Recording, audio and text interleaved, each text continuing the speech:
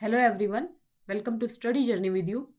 Friends, जो हम learning वाला चैप्टर पढ़ रहे हैं, तो आज ही उसके अंदर मेरी थर्ड क्लास है लर्निंग वाले चैप्टर के अंदर।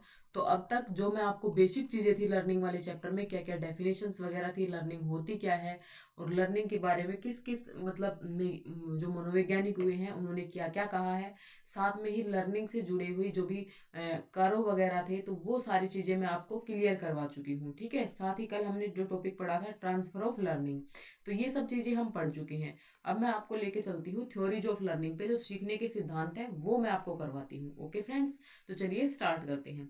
जो सीखने के सिद्धांत हैं, अधिगम के जो भी सिद्धांत है, थ्योरीज ऑफ लर्निंग है, उसको हम मेनली दो प्रकार में डिवाइड कर सकते हैं भाई। मैं सॉरी, तीन प्रकार में डिवाइड कर सकते हैं। कौन कौन सी? स्टिमुलस रेस्पॉन्स थ्योरी, सेकेंड है हमारी क्लासिकल कोग्निटिव थ्योरी, और थर्ड है हमारी मॉडर्न कोग्निटिव थ्योरी। ओके, तो चलिए फ्रेंड्स इनको देखते हैं। तो जो हमारी स्टिमुलस रेस्पॉन्स थ्योरी है, उसको आगे हम दो प्रकार में बांट सकते हैं, reinforcement theory and non reinforcement theory. और इसी प्रकार से जो हमारी क्लासिकल कोग्निटिव थी और एक थी हमारी मॉडर्न कोग्निटिव। तो आप दो समझ के चल लीजिए कि जो थ्योरी ऑफ लर्निंग है उसके अंदर आपके दो प्रकार की थ्योरी होती है।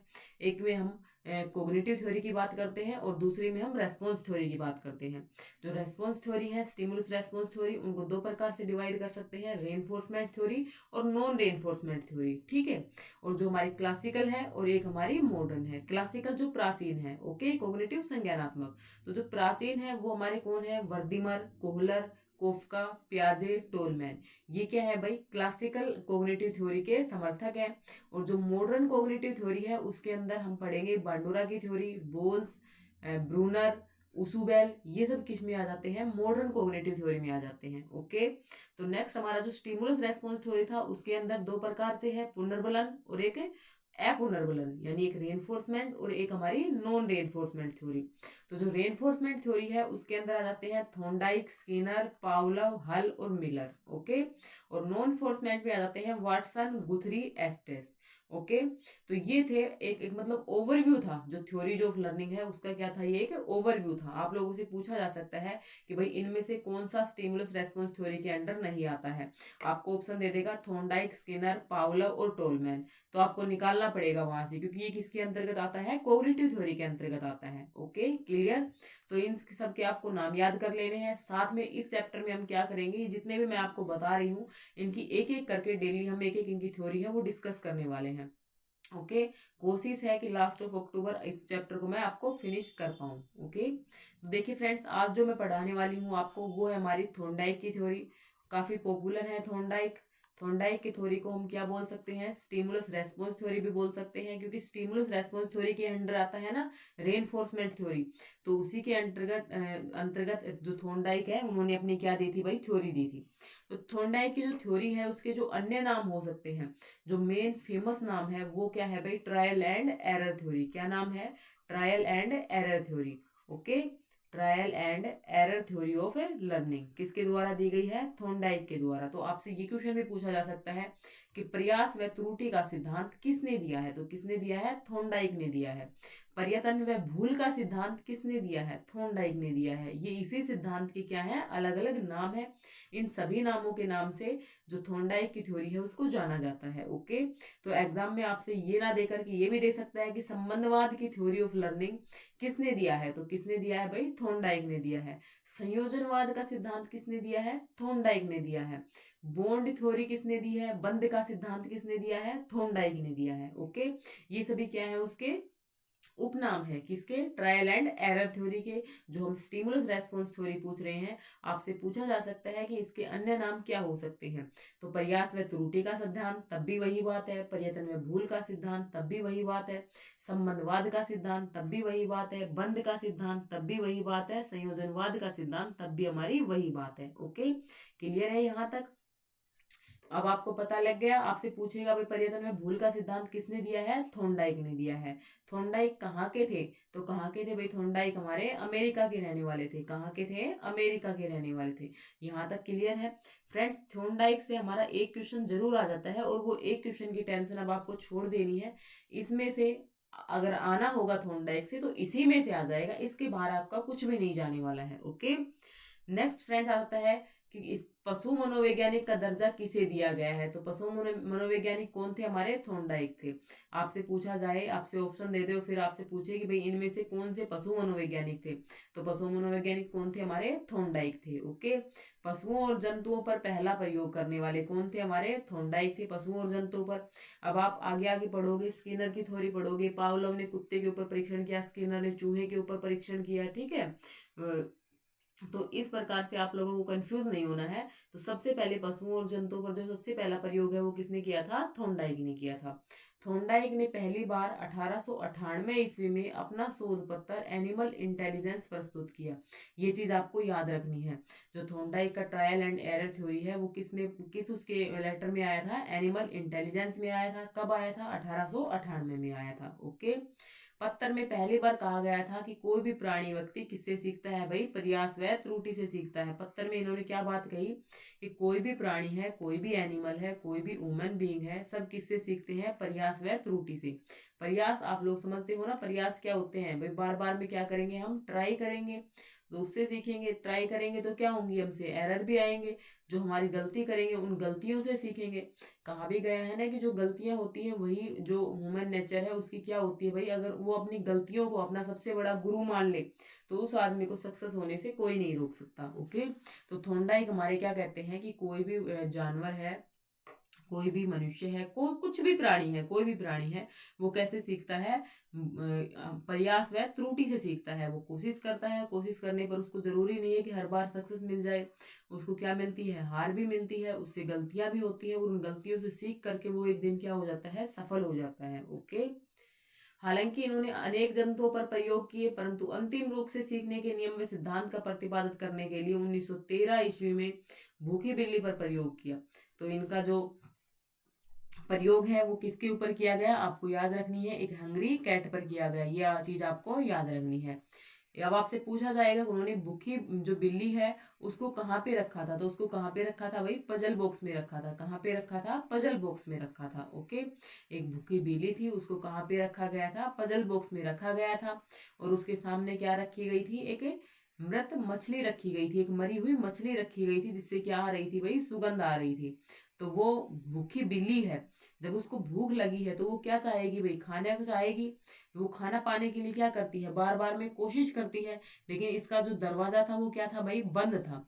लेकिन बार बार इसका कोशिश करने से इसका हाथ ऐसा टकराया कि वो दरवाजा क्या हो गया, वो लीवर जो है वो खुल गया। तो उस खुलने से ये किसके पास पहुंच गई, मछली के पास पहुंच गई और अपनी भूख को क्या कर लिया, इसने शांत कर लिया। अब सेकंड टाइम भी ऐसा हुआ, ये 2-4 बार उछली कूदी, लेकिन इससे फिर दरवाजा खुल गया। तो फिर इसने क्या कर लिया, बिल्ली को खा लिया। अब धीरे धीरे उसको पता लगने लग गया कि भाई हाँ, मेरे को अगर खाना चाहिए तो इस दरवाजे को मुझे खोलना पड़ेगा। और धीरे धीरे उसको क्या आ गई भाई, ट्रिक भी आ गई। पहले वो 10 बार में करके इसको खोल रही थी, धीरे धीरे वो उसको 8 बार में खोलेगी, 5 बार में खोलेगी, और फिर एक टाइम ऐसा आएगा कि वो एक बार ही इसको खोलने की कोशिश करेगी और इसको खोलने में क्या हो जाएगी, सक्षम हो जाएगी। और वो कहाँ तक पहुंच जाएगी, अपनी डेस्टिनेशन तक पहुंच जाएगी। उसके डेस्टिनेशन क्या था, एक भूखी जो मृत मछली थी जिससे उसकी सुगंध आ रही थी, वही उसकी भूख को क्या कर सकती थी, शांत कर सकती थी। ओके, तो यहाँ पे आपसे पूछा जाए कि थॉर्नडाइक का जो प्रयोग था उसके अंदर स्टिमुलस का काम किसने किया, उद्दीपक का काम किसने किया, तो उद्दीपक का काम किसने किया भाई, मछली ने किया। मछली ने उसको क्या किया भाई, उत्तेजित किया बिल्ली को। ओके, और जो बिल्ली है वो क्या कर रही थी, बार बार में रेस्पॉन्सिस कर रही थी, अनुक्रियाएं कर रही थी। जो उछल कूद करना था वो क्या कहलाई भाई, रेस्पॉन्सिस कहलाई, अनुक्रियाएं कहलाई। और फिर उसका दरवाजा क्या हो गया, खुलने लग गया।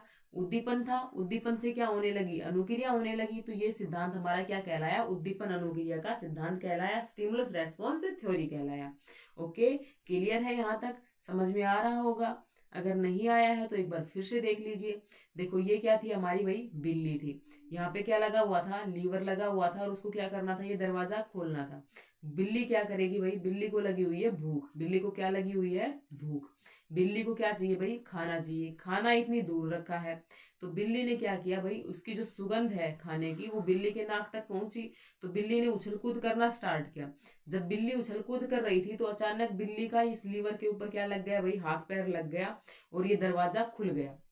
बिल्ली फट से आई, खाना खा लिया और वापस चली गई, फिर बंद हो गई इसके भीतर।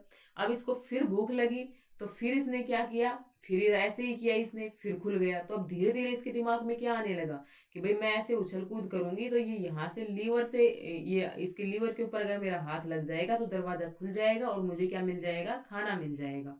तो ये धीरे धीरे ऐसा करती रही। तो एक टाइम ऐसा आएगा ये फट से इसको खोल लेगी और सीधा क्या प्राप्त कर लेगी, अपना खाना प्राप्त कर लेगी। ओके, तो ये था भाई थॉर्नडाइक का नियम। थॉर्नडाइक ने ये प्रयोग किया था। इसके आधार पर थॉर्नडाइक ने कुछ नियम दिए थे, जो लॉज दिए थे, वो मैं अब आपको बताऊंगी, जो आपके एग्जाम पॉइंट ऑफ व्यू से आपके लिए क्या हो सकते हैं, महत्वपूर्ण हो सकते हैं। ओके, तो देखिए एक बार इनको देखिए, एक सेकंड रुको, एक सेकंड। ओके, यहाँ तक समझ में आ रहा है ना आप लोगों को, यहाँ तक तो कोई दिक्कत नहीं है। तो भाई ये क्या कह रहे थे, जो हमारे नियम थे, हम नियम के ऊपर आ गए थे ना। तो देखिए जो थॉर्नडाइक के जो नियम थे, अब देखो जो प्रयोग हुआ था वो आपने देख लिया, समझ में आ गया कैसे हुआ था। भाई अब यहाँ से क्या क्या क्वेश्चन बन सकते हैं, तो यहाँ से आपसे क्वेश्चन बन सकता है भाई थॉर्नडाइक ने जो प्रयोग है वो किसके ऊपर किया। तो किसके ऊपर किया भाई, भूखी बिल्ली के ऊपर किया। भूखी बिल्ली के ऊपर जब वो प्रयोग कर रहा था तो उद्दीपक का काम किसने किया, तो उद्दीपक का काम किसने किया भाई, मछली ने किया। किसने किया, मछली ने किया। इसलिए इसको क्या कहा जाता है, उद्दीपन अनुक्रिया का नियम भी कहा जाता है। ओके, स्टिमुलस रेस्पॉन्स थ्योरी भी कहा जाता है। ओके, क्लियर है। थॉर्नडाइक कहाँ के थे, अमेरिका के थे। क्या थे ये, एक पशु मनोवैज्ञानिक थे। सबसे पहले पशुओं और जंतुओं पर प्रयोग किसने किया था, थॉर्नडाइक ने किया था। पर्यटन एवं भूल से कोई भी व्यक्ति सीखता है, ऐसा किसने बताया था, थॉर्नडाइक ने बताया था। 1898 में कौन सा पत्र दिया था, एनिमल इंटेलिजेंस, उसके अंदर इसने उन्होंने जिक्र किया था। ओके, तो ये सब चीजें आपको समझ में आ गई। जो प्रयोग है वो कब किया था, 1913 में किया था। यहाँ तक चीजें समझ में आ गई ना, जो मैंने आपको कंसेप्ट समझाए हैं उनसे यही क्वेश्चन निकल सकते हैं। Okay, clear. अब देखिए फ्रेंड्स, जो थॉर्नडाइक थे उन्होंने दो क्या दिए भाई, नियम दिए। दो क्या दिए, नियम दिए। एक हमारा क्या था भाई, प्राइमरी लॉ, और एक हमारा सेकेंडरी लॉ। एक हमारा मुख्य नियम और एक हमारा गौण नियम। ठीक है, अब मुख्य नियम था, उसके अंदर इन्होंने तीन प्रकार के नियम बताए। मुख्य नियम में कितने नियम बताए, तीन प्रकार के नियम। और गौण नियम में इतने कितने प्रकार के नियम बताए, पांच प्रकार के। मुख्य नियम कौन कौन से थे, तत्परता का नियम, अभ्यास का नियम, प्रभाव का नियम। यहाँ से आपको चीजों को ध्यान से समझना है, क्योंकि यहाँ से काफी बड़ा एग्जाम में क्वेश्चन बनता है कि इनमें से कौन सा थॉर्नडाइक के द्वारा बताया गया मुख्य नियम नहीं है। तो यहाँ से आपको क्या नहीं करनी है, गलती बिल्कुल भी नहीं करनी है। Okay, clear. तो देखिए अब आगे, तो भाई थॉर्नडाइक ने क्या बताए, दो नियम बताए, मुख्य नियम और गौण नियम। मुख्य नियम कितने थे, तीन थे। कौन कौन से, तत्परता का, अभ्यास का, प्रभाव का। गौण नियम कितने थे, पांच थे। बहु प्रतिक्रिया का, आंशिक अनुक्रिया का, टेंशन मत लीजिए आगे इनकी इंग्लिश भी लिखी हुई है मैंने, सादृश्यता का, मानसिक विन्यास का और साचर्य व्यवहार का। कितने नियम बता दिए भाई, पांच बता दिए। ठीक है, अब इनको याद किस प्रकार से करोगे आप, देखो यहाँ पे एक चीज याद कीजिए कि जो मुख्य नियम है उनके लिए क्या ट्रिक है, तय ए पे। क्या याद करोगे, तब तब करते हैं तब क्या मिलता है हमें, मुख्य मिलता है ना। जो चीज हम चाहते हैं वो तब से मिलती है, तब को कैसे लिखोगे, तय ए पे लिखोगे। क्या लिखोगे, तय ए पे।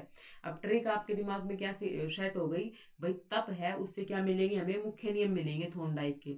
तो जब आप एग्जाम में बैठोगे तो आपको दिमाग में एकदम से क्लिक कर जाएगा, तय ए पे, तैसे तत्परता, ऐसे अभ्यास, पैसे हमारा प्रभाव का नियम, तत्परता अभ्यास प्रभाव। ओके, इसी प्रकार से जो हमारे गौण नियम है उनको याद करने के लिए ट्रिक मैंने अपनी खुद के लिए बनाई थी। ठीक है, देखो, बहु आई सही सीधी मानस, सही साधी मानस। बहु आई सही साधी मानस कैसे याद करोगे, बहु आई सही साधी मानस। ओके, बहु से बहु प्रतिक्रिया का, आई से आ से आंशिक अनुक्रिया का, सादी सादृश्यता का, मानस से मानसिक विन्यास का, सही सही से साचर्य व्यवहार का। ओके, क्लियर है। बहु आई सही सीधी मानस, इस प्रकार से आपने याद कर लिया। गौण नियम में क्या होगा भाई, बहु आई सही सीधी मानस। अब एग्जाम में बैठोगे इनमें से कौन सा थॉर्नडाइक का गौण नियम नहीं है, तो आपके दिमाग में क्लिक होगा भाई बहु आई सही सिद्धि मानस, ये तो है। बहु से बहु प्रतिक्रिया का, आ से आंशिक अनुक्रिया का, मानस से मानसिक विन्यास का, सही से साचर्य व्यवहार का, साधी से सादृश्यता का। ओके, क्लियर है। तो देखिए एक एक नियम को हम आगे पढ़ेंगे और उन एक एक नियम के क्या है भाई उपनियम है, उनको भी देखेंगे। ओके, फर्स्ट है हमारा भाई कौन सा था, मुख्य नियम तप। तप में क्या क्या था, तत्परता का नियम, अभ्यास का नियम, प्रभाव का नियम। ओके, तो देखिए तत्परता के नियम को देखते हैं, लॉ ऑफ रेडीनेस। इंग्लिश में क्या बोलेंगे इसको, law of readiness. Okay friends, जब किसी प्राणी में किसी कार्य के प्रति क्या होती है भाई, तत्परता होती है, तो उसमें कार्य के प्रति क्या हो जाती है, रुचि पैदा हो जाती है, जिससे कार्य करने में क्या मिलती है, सफलता मिलती है। ओके, जो लॉ ऑफ रेडीनेस है वो क्या कहता है भाई, भाई किसी काम को करने के प्रति हम में क्या होगी भाई, रेडीनेस होगी, हम बिल्कुल तैयार रहेंगे, तो धीरे धीरे उसी कार्य में हमारी क्या होने लगेगी, रुचि पैदा होने लगेगी। ठीक है, अब भाई मेरे को ये क्लास बनानी थी, तो मैं क्लास बनाने के लिए क्या थी, रेडी रहूंगी। तो जितना मैं रेडी रहूंगी उतनी ही मेरा क्या होगा, उतना ही मेरा इंटरेस्ट डेवलप होगा, और जब जितना मेरा इंटरेस्ट डेवलप होगा उतना मैं आपको क्या करूंगी, बेटर कंटेंट दूंगी, और बेटर कंटेंट दूंगी तो मुझे क्या होगा, सफलता मिलेगी, साथ में आप लोगों को भी सफलता मिलेगी।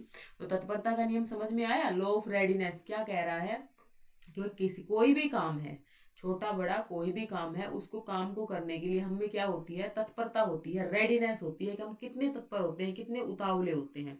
और जितने ज्यादा हम उतावले हैं इसका मतलब क्या है भाई, उस काम में हमारी क्या है, इंटरेस्ट है, हमारी रुचि है, और जिस काम में हम रुचि ले लेंगे उसमें अपने आप क्या हो जाएंगे, हम सफल हो जाएंगे। ओके, वुडवर्थ क्या कहते हैं भाई, तत्परता से अभिप्राय मानसिक तैयारी से है।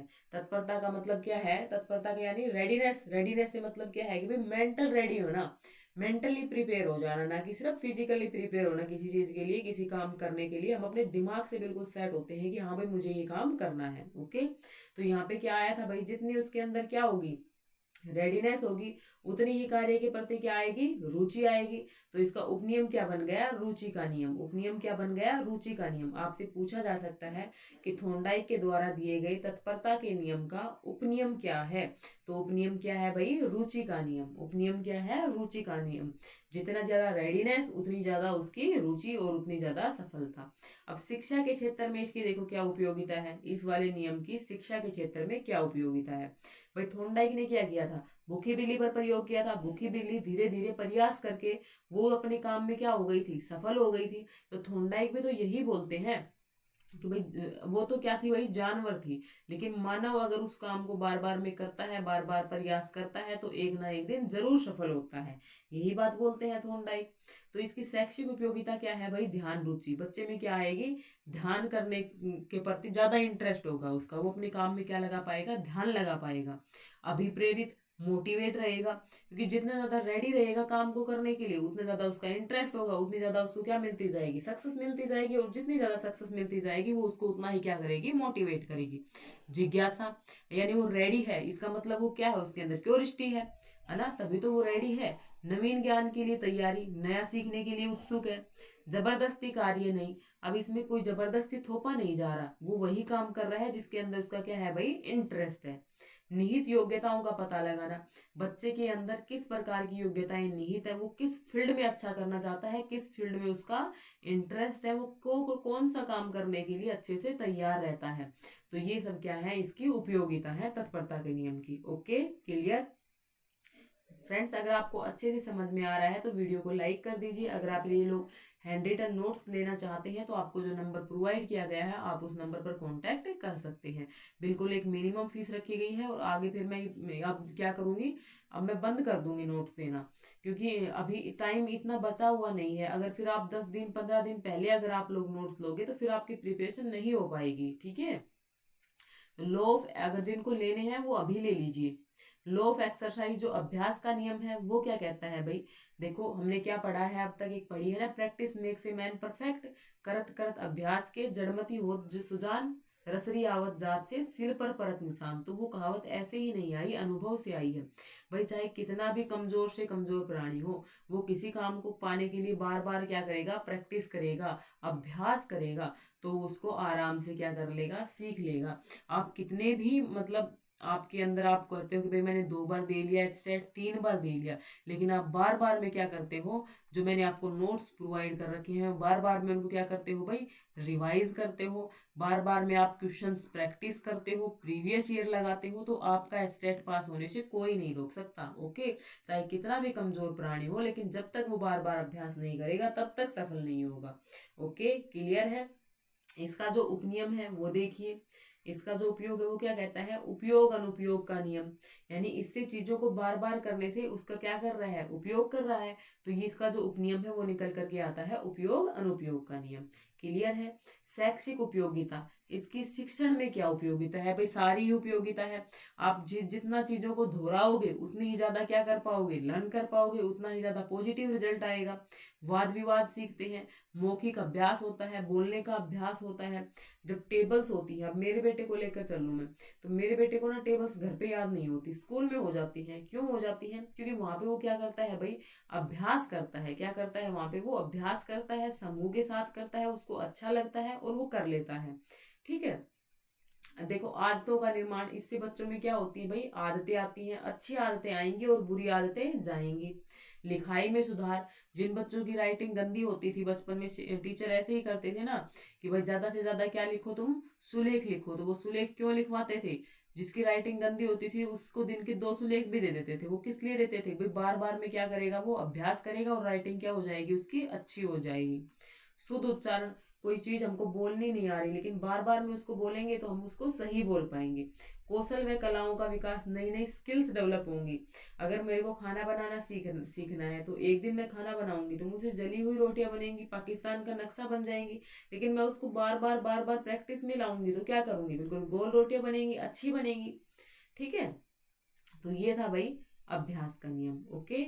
नेक्स्ट देखिए, प्रभाव का नियम, लॉ ऑफ इफेक्ट। तो प्रभाव का नियम क्या कहता है भाई, जब हम प्राणी किसी कार्य को करते हैं तो उसके क्या आते हैं भाई, परिणाम आते हैं, और परिणाम हमारे ऊपर क्या छोड़ते हैं, प्रभाव छोड़ते हैं।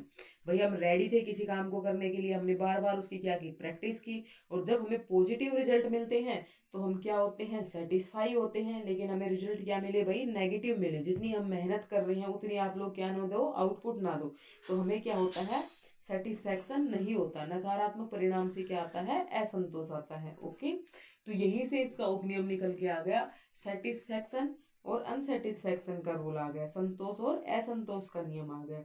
अब जितनी मैं तल्लीनता से आप लोगों को पढ़ा रही हूँ, अगर आप लोग इतनी एफर्ट से चीजों को याद करते हैं, पॉजिटिव रिजल्ट देते हैं, लोगों के साथ वीडियो को शेयर करते हैं, लाइक करते हैं, तो मैं उतनी ही क्या होंगी, सेटिस्फाई होंगी, और जितना सेटिस्फाई होंगी उतना ही आप लोगों के लिए ज्यादा काम कर पाऊंगी। ओके। क्लियर है ये वाला नियम। इसके शिक्षण में क्या उपयोगिता है, उचित मनोभावों का विकास। भाई इससे जिस डायरेक्शन में काम करना चाहिए उसमें क्या मिलेगा, पॉजिटिव रेनफोर्समेंट मिलेगा, हमारे अंदर जो मनोभाव है उनका विकास होगा। रुचि का संबंध, इससे इंटरेस्ट का भी संबंध है। स्मरण शक्ति का संबंध, चीजों को याद कितनी कर पा रहे हैं, अच्छी आदतें बनती हैं। क्रोध व ईर्ष्या का क्या होता है, त्याग करते हैं। व्यवहार का सुधार होता है। पुरस्कार व दंड के सिद्धांत की निर्भरता, भाई अच्छा करेंगे तो हमें क्या मिलेगा, पुरस्कार मिलेगा, तो उसी से हमें क्या होगा, सेटिस्फेक्शन होगा। ओके। क्लियर। तो ये थे हमारे मुख्य नियम। अब चलते हैं गौण नियम के ऊपर, जो हमारे 5 गौण नियम थे जो थॉर्नडाइक ने बताए थे, अब उनके बारे में डिस्कस करते हैं। ओके। तो सबसे पहले मैंने आपको क्या ट्रिक बताई थी भाई, बहु आई सही सीधी मानस, यही बताया था ना, बहु से हमारा बहु प्रतिक्रिया का, मल्टी रेस्पॉन्स थ्योरी। जो मल्टी रेस्पॉन्स लॉ है वो क्या कहता है भाई, किसी भी कार्य को पूरा करने के लिए भिन्न भिन्न प्रकार से उपाय करना तथा निश्चित परिणाम प्राप्ति के लिए प्रतिक्रियाओं का उपयोग करना। जो बहु प्रतिक्रिया, नाम से क्लियर है भाई, मल्टीपल रेस्पॉन्स, यानी कोई भी काम है उसको हमें पूरा करना है, तो हम उसके ऊपर क्या करते हैं, बार बार में उसके उपाय करते हैं। ठीक है। पहले उसको किसी और तरीके से करेंगे, फिर उसको किसी और तरीके से करेंगे, लेकिन हम जो परिणाम है उसको आने के लिए क्या रहेंगे भाई, उत्सुक रहेंगे परिणाम को प्राप्त करने के लिए। तो ये कहलाता है हमारा बहु प्रतिक्रिया का नियम। नेक्स्ट है आंशिक अनुक्रिया का नियम, लॉ ऑफ पार्शियल एक्टिविटी। जब कोई कार्य एक साथ पूरा नहीं हो सकता तो फिर उसे छोटे छोटे अंशों में विभाजित किया जाता है। जैसे कि मान लो कोई बच्चा है जिसे हम टेबल लर्न करवानी है, 5 की टेबल लर्न करवानी है, लेकिन वो लर्न नहीं कर पाता है, तो हम क्या करते हैं भाई, उसको हाफ हाफ करके देते हैं, भाई 5 ज्यादा कर ले पहले, फिर उसके बाद आगे की करना। ठीक है, तो इसको क्या कहते हैं, आंशिक अनुक्रिया का नियम। उसको छोटे छोटे अंशों में विभाजित करके करवाया जाता है। जैसा कि अभी लर्निंग वाला चैप्टर कितना बड़ा है, अगर मैं सारा आपको एक दिन करवा देती तो आप लोग आउटपुट निकाल पाते, नहीं निकाल पाते। लेकिन अभी ये हमारी कौन सी क्लास है, थर्ड क्लास चल रही है, और अभी आगे आने वाले टाइम में कम से कम आपको 5-7 क्लास और मिलेगी, तो आप लोग चीजों को अच्छे से समझ पाओगे। ओके, और जब सारी कंप्लीट हो जाएगी तो आप बिल्कुल संपूर्ण हो जाओगे। नेक्स्ट है लॉ ऑफ सिमिलरिटी और एनालॉजी, सादृश्यता का नियम। जो लॉ ऑफ सिमिलरिटी है वो क्या कहता है भाई, जब एक व्यक्ति किसी कार्य को होते हुए देखता है, फिर वह देखे हुए व्यवहार के आधार पर स्वयं भी कर लेता है। अब किसी काम को मैं करते हुए देखती हूँ भाई, वो किसी काम को किस प्रकार से करना है। मान लो अपनी बिल्कुल बेसिक एग्जाम्पल ले लो, अचार डालना है, तो आप उसको देखते हो कि भाई उसने क्या विधि लगाई है, क्या मेथड लगाया है, और उसी तरीके से आप भी क्या करते हो, कोशिश करते हो। तो वो क्या कहलाता है, सादृश्यता का नियम। किसी को देख करके उसी आधार पर उन चीजों को अपने व्यवहार में डालना। ओके, नेक्स्ट आता है लॉ ऑफ मेंटल सेट, मानसिक विन्यास या मानसिक स्थिति का नियम। ओके, तो भाई नाम से क्लियर है, मेंटल स्टेट की बात होगी यहाँ पे। किसी भी कार्य के प्रति हमारी सकारात्मक या नकारात्मक सोच होना। हम किसी के कोई भी काम है उसको लेकर के हमारी सोच कैसी है, हम क्या सोचते हैं। एक तो पहले ही हम बोल देते हैं कि नहीं मेरे से तो ये काम होगा ही नहीं, तो वो फिर मेरे से बिल्कुल नहीं होता। हमारी जो मेंटल स्टेट है वो काम करती है। ठीक है, कहा भी गया है ना, कहावत भी है कि भाई मन की हारे हार है और मन की जीते जीत। अब जैसे कि काफी लोगों का पर्सनली व्हाट्सएप पे मैसेज आता है कि मैम अभी 1 महीना बचा हुआ है, क्या मैं नोट्स ले लूं आपसे, क्या मैं अभी कर सकता हूँ इसको या नहीं कर सकता। तो देखो, आप जब तक आप खुद के मन में ही नहीं होगा कि भाई मैं कर सकता हूँ, तो आप कैसे मतलब जब तक आप खुद नहीं कोशिश करोगे, खुद नहीं सोचोगे इन बातों को, तो कैसे कर पाओगे। आपको क्या करना पड़ता है, मेंटली प्रिपेयर होना पड़ता है पहले। ठीक है, जब सकारात्मक सोचेंगे रिजल्ट सकारात्मक आएगा, नकारात्मक सोचेंगे तो रिजल्ट क्या आएगा, नकारात्मक आएगा। ओके, नेक्स्ट आता है हमारा ये हमारा लास्ट है शास्त्रीय व्यवहार का नियम, लॉ ऑफ एसोसिएटिव शिफ्टिंग। एक प्राणी जब किसी दूसरे प्राणी के संग रहता है, उसके साहचर्य, साहचर्य का मतलब क्या है भाई, उसके साथ रहता है, तो उसमें व्यवहार का क्या होता है भाई, आदान प्रदान होता है। जैसे कि बोलते हैं ना भाई, काली काली कोठरी में कितना भी मतलब गोरा जाए लेकिन वो काला होकर ही निकलता है। ठीक है, यानी संगत का असर जरूर आता है। तो जिस प्रकार की हमारी कंपनी रहती है उसी प्रकार का हम पे क्या आता है, असर आता है। जो तोता होता है वो भी क्या सीख लेता है, मानव की भाषा सीख जाता है। तो ये कहता है हमारा साचर्य व्यवहार का नियम। मैंने आपको सारे नियम बिल्कुल देसी लैंग्वेज में समझाने की कोशिश की है, उम्मीद करती हूँ आपको समझ में भी आए होंगे। अगर समझ में आ गए हो, अभी तक आप लोग वीडियो में बने हुए हो, तो आपको वीडियो को लाइक करना है। साथ में आपके जितने भी दोस्त हैं जो भी एचटेट की प्रिपरेशन कर रहे हैं, उनके पास वीडियो को क्या कर दीजिए, शेयर कर दीजिए। नोट्स की जो इन्फॉर्मेशन है वो भी उनको दे दीजिए कि वो अभी भी अगर तैयारी के लगते हैं तो अभी भी कुछ बिगड़ा नहीं है, 1 महीने से ज़्यादा का टाइम आप लोगों के पास अभी अवेलेबल है। और कल भी मैंने आपसे पूछा था, आज भी पूछ रही हूँ कि लाइव क्लासेस का क्या करें, क्या टाइमिंग रखें, तो आप लोग कमेंट करके जरूर बताना। ठीक है, अब देखो भाई, ये जो थोंडाइक का जो सिद्धांत है इसकी उपयोगिता क्या है, देखो, मंद बुद्धि बालकों के लिए विशेष उपयोगी। भाई बिल्कुल सही बात है, जिनको कुछ चीजें मतलब मंद बुद्धि होते हैं, जिनको चीजें याद नहीं होती हैं, अगर वो बार बार में क्या करेंगे भाई, कोशिश करेंगे, प्रयास करेंगे, अभ्यास करेंगे, तो ऑब्वियसली उनको सभी चीजें याद हो जाएंगी। प्रयास व त्रुटि से सीखने पर बल, ये जो सिद्धांत है ये मतलब खुद करके सीखने पे बल देता है। प्रयास व त्रुटि से भाई खुद कोशिश करो, और फिर क्या आए, कुछ गलतियां आए, उन गलतियों से अपनी से सीखो। ओके, अभ्यास के महत्व को स्पष्ट, ये जो नियम है ये किसको स्पष्ट करता है, अभ्यास के महत्व को, यानी बार बार प्रैक्टिस से। कि भाई अगर सिल के ऊपर से बार बार रस्सी निकलती है तो वहां पर भी उसका निशान बन जाता है। तो हम तो फिर भी प्राणी हैं, अगर हम कोशिश करेंगे तो हम भी सफल हो जाएंगे, जिस प्रकार से बिल्ली सफल हो गई थी। मानसिक सहक्रिया का, मेंटली एक्टिव होना चाहिए पर्सन। ओके, सकारात्मक सोच पर बल, क्या सोचना है हमें, पॉजिटिव सोचना है। पॉजिटिव सोचेंगे, ये बहुत बताया था ना मानसिक विन्यास का नियम, पॉजिटिव सोचेंगे तो रिजल्ट क्या मिलेगा हमें, पॉजिटिव। लेकिन हमारी सोच ही क्या है, नेगेटिव है, तो ऑब्वियसली जो रिजल्ट है वो भी नेगेटिव ही निकल करके आएगा। संयोजनवाद या अनुभव संगठन को स्पष्ट करता है, आपस में चीजों को जोड़ करके चलना सिखाता है, संयोजनवाद का है। ठीक है, तो ये क्या है, इस सिद्धांत की उपयोगिता है। तो थॉर्नडाइक से रिलेटेड जितने भी आप लोगों के कंसेप्ट बन सकते थे, मैंने इस वीडियो में कोशिश की है कि सभी को मैं आप लोगों को साथ क्लियर कर पाऊँ, और उम्मीद करती हूँ आपको मेरा एफर्ट्स अच्छा भी लगा होगा, और अच्छा लगा है तो आप लोग कमेंट करके बता सकते हैं। Thanks for watching me, thanks for watching this video.